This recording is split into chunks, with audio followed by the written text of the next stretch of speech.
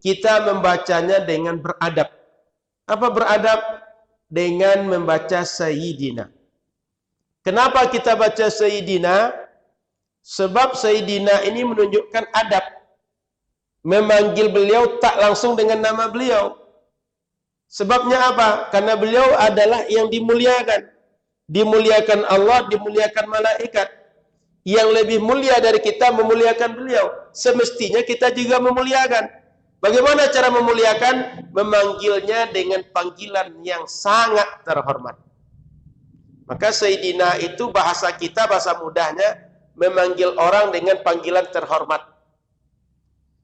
Kalau seandainya kita panggil dengan nama kita, atau dengan nama saja kita panggil Nabi, itu berarti kita tidak memuliakan. Kan tidak mungkin nanti anak-anak muda di Masjid Baitul Al-Muqaddis panggil Pak Ferry cuma panggil nama saja.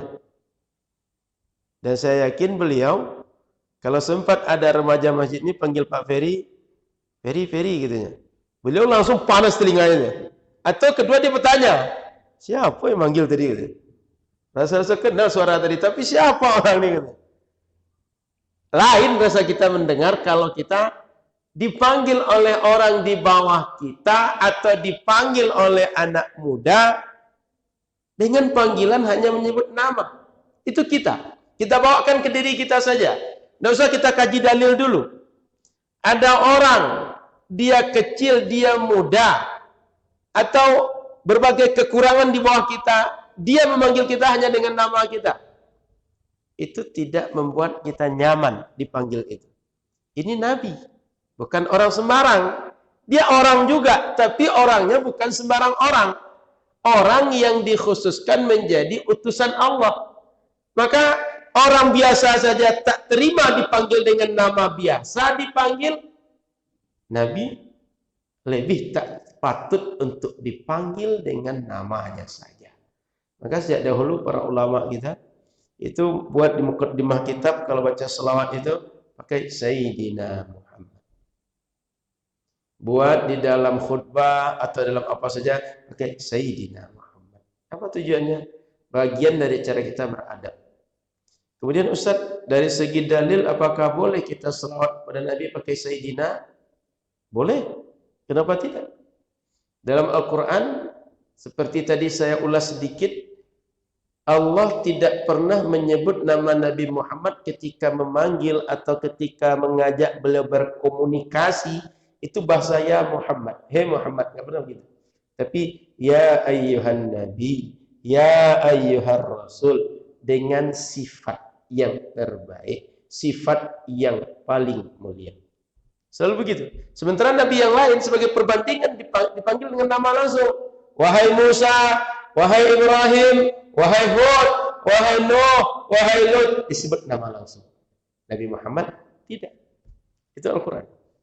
Kemudian kepada Nabi Yahya Allah sebutkan beliau sebagai Sayyidan wa hasuran wa nabiyyan minas salihin. Disebutkan Sayyid Nabi Yahya.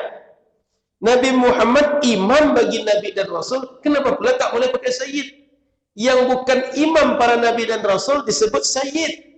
Logikanya imamnya lebih patut dipakai Sayyid. Itu yang kedua. Maka kalau ada orang bertanya membaca Sayyidina Muhammad, ada Sayyidina itu dalilnya apa? Al-Quran yang pertama. Yang kedua, hadis Nabi. Beliau bahkan menyebutkan di akhirat itu yang menjadi pimpinan, yang menjadi ikutan, yang paling tinggi derajatnya di antara semua makhluk itu beliau. Dan beliau menyebutkan ana sayyidu waladi Adam wala fakhr. Aku adalah sayyid, pimpinan.